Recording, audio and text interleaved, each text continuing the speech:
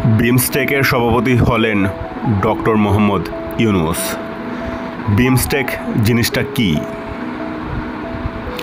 বিমস্টেক বে of Bengal initiative for multi-sectoral technical and economic cooperation মূলত বঙ্গোপসাগর ঘিরে অবস্থিত 7টি দেশের একটি আঞ্চলিক সহযোগিতা সংস্থা।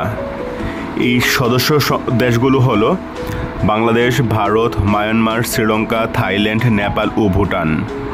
সংস্থাটি মূলত বাংলাদেশ অর্থনৈতিক ও প্রযুক্তিগত সহযোগিতার জন্য গঠিত হলেও এটি বর্তমানে নিরাপত্তা, সংযোগ, কানেক্টিভিটি এবং বাণিজ্যের দিকেও গুরুত্ব দিচ্ছে। বাংলাদেশের ভূমিকা।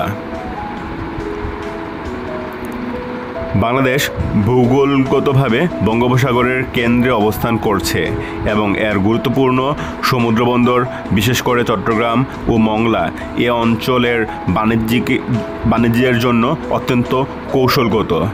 বিমস্টেককে কার্যকরভাবে ব্যবহার করা গেলে বাংলাদেশ শুধু দক্ষিণ এশিয়ার নয়, বরং দক্ষিণ পূর্ব এশিয়ার বাণিজ্য কেন্দ্র হয়ে উঠতে পারে। ভারতের অবস্থান ও সমস্যা। ভারত সার্ক এর মতো বিমস্টেককেও অনেকাংশে নিয়ন্ত্রণ করতে চায়, কিন্তু বিমস্টেকের ভৌগোলিক কাঠামোতে মিয়ানমার ও থাইল্যান্ডের মতো দেশ থাকায় এটি পুরোপুরি ভারতের প্রভাব বলয়ে পড়ে না। তবে বিমস্টেককে ইউরোপীয় ইউনিয়নের মতো করার সম্ভাবনা ক্ষীণ, কারণ ভারতের স্বার্থ সবসময় বৃহৎ এবং একতরফা থাকে।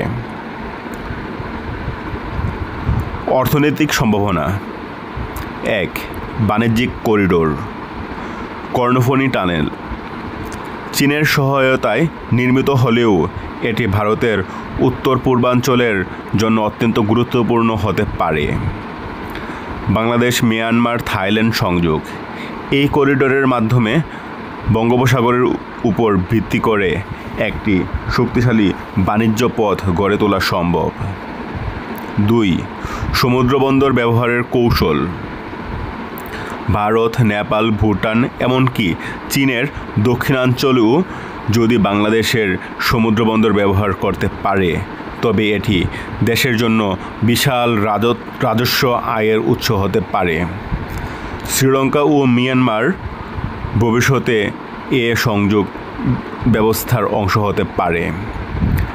3. নিরাপত্তা ও রাজনৈতিক কৌশল।